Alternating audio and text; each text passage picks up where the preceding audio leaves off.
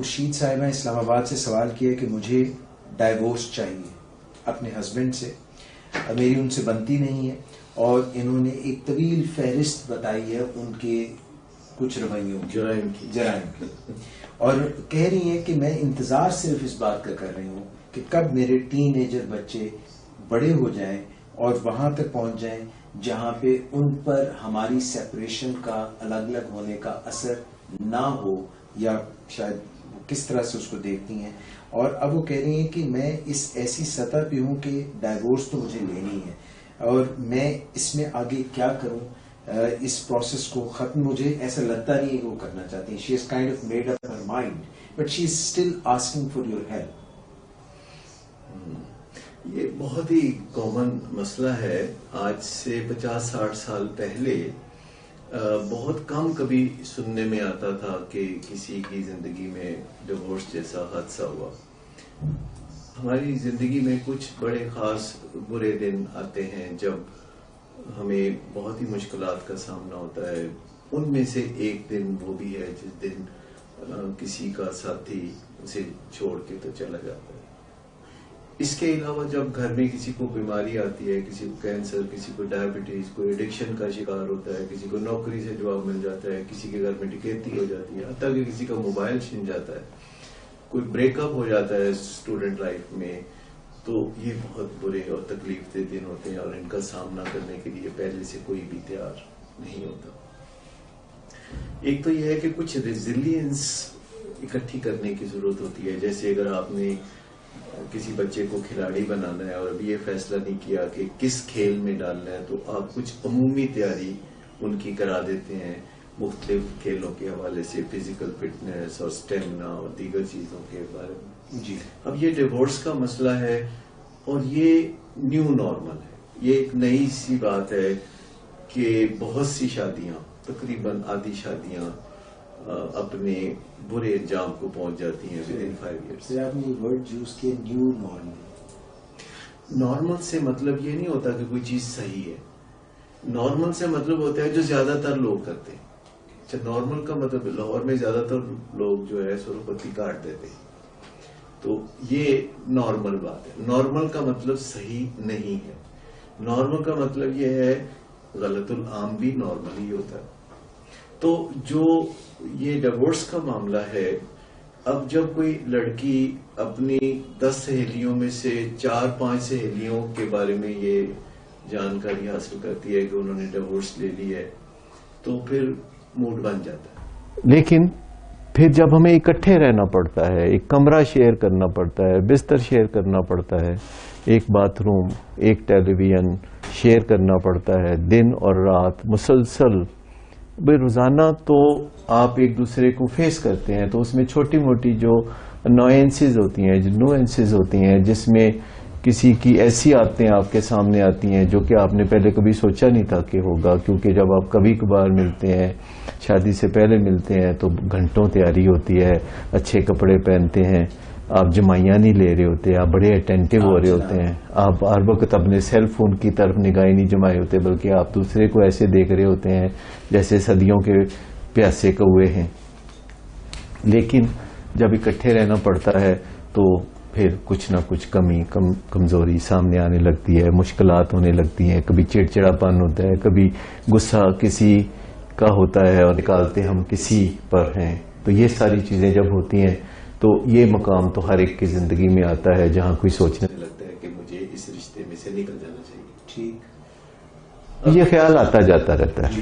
اور اگر اس خیال کو دل میں بسا لیا جائے کہ اچھا میں نے ڈیورس تو لینی ہے لیکن ابھی نہیں، میں ذرا بچے تھوڑے بڑے ہو جائیں، میں نے ڈیورس تو لینی ہے لیکن ابھی نہیں، ذرا بچے یونیورسٹی چلے جائیں، اپنے آپ کو سنبھالنے کے قابل ہو جائیں، میں نے ڈیورس تو لینی ہے لیکن ذرا بچوں کی شادیاں ہی ہو جائیں. تو جب اس طرح جب بندہ سوچ چکا ہوتا ہے تو پھر وہ ریلیشن شپ کو اچھا بنانے کی تو کوشش کرتا ہی نہیں ہے. لیکن جب آپ نے سوچ لیا ہے کہ جی پاکستان میں جی دہشت گردی بہت ہے، جی فلانا بہت ہے، ڈمکانا بہت ہے، میں نے تو کینیڈا کی شریعت لے لینی ہے، میں نے تو اپلائی کر دی ہے، تو اب آپ زندگی میں کوئی بھی قدم جب اٹھائیں گے تو بیچ میں کینیڈا آ جائے گا. پھر آپ یہاں پہ اپنے گھر کا رنگ روغن بھی نہیں کرائیں گے کہ اچھا ان کینیڈا جا کے رنگ روغن کا، پھر آپ یہاں کچھ بھی نہیں کریں گے. آپ کے ذہن میں وہی ہوگا. جب آپ نے سوچ لیا کہ آپ نے ڈیورس لینی ہے تو پھر شادی تو مردہ ہو گئی، صرف اسے دفنانے کا ہی موقع ہے نا جو کہ آپ تلاش رہے ہیں. تو بہتر یہ ہے کہ آپ پہلے ہول ہارٹیڈلی اپنی شادی کو صحیح بنانے کی کوشش کریں. کوئی شادی بنی بنائی اچھی نہیں آتی مارکیٹ میں.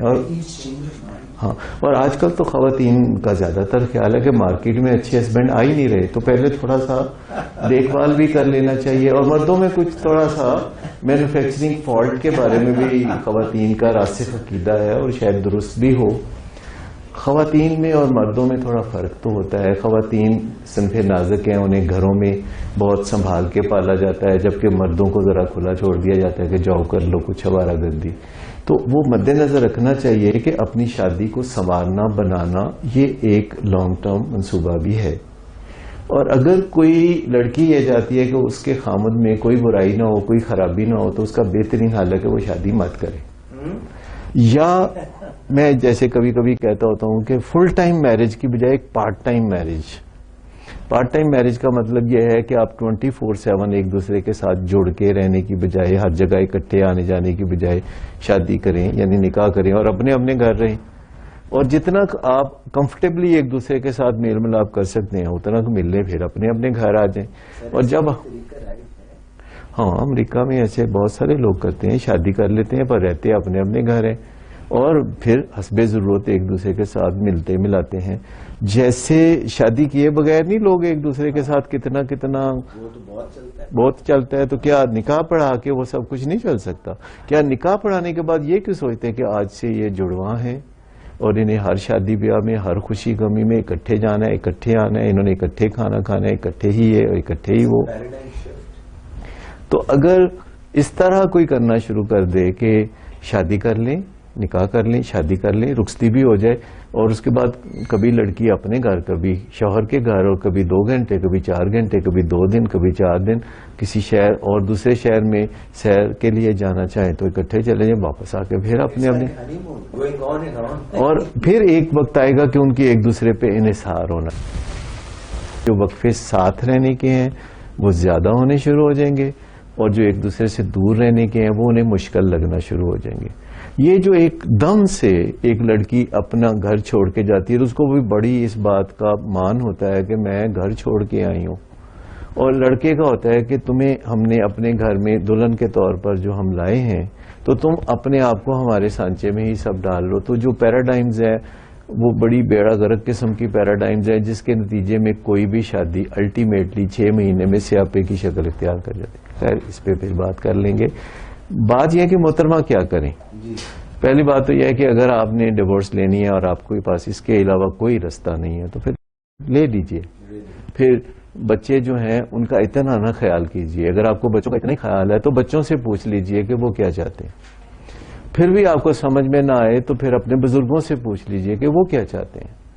اور پھر آپ سوچ لیجئے کہ خدا کیا چاہتا ہے جس نے آپ کو ایک شادی کے بندھن میں باندھا ہے اور حالات ایسے پیدا کیے ہیں کہ آپ پھرتے پھراتے ایک دوسرے کے جیون ساتھی بن گئے ہیں. تو اس کی لاج کچھ رکھ لیجئے، اور یا کوئی ٹائم مقرر کر لیجئے کہ اگلے 2 سال میں بہترین کوششیں کروں گی، اور اگر یہ معاملہ نہیں بہتر ہوگا تو پھر میں علیحدگی اختیار کر لوں گی.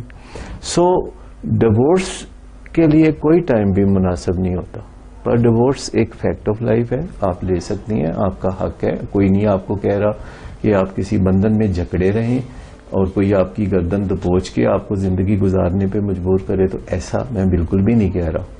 لیکن یہ جو کچھ چیزیں ہوتی ہیں کہ جو یا تو آپ کر گزریں، اور یا پھر آپ جب سوچتی رہتی ہیں کہ جب میں ان سے ڈیورس لوں گی تو پھر میں یہ کروں گی، جب میں ڈیورس لوں گی تو یہ کروں گی، اور جب بچے پیدا ہو جائیں گے بچوں کے بھی تو پھر میں ڈیورس لوں گی. تو پھر ارادہ نہیں ہے آپ کا.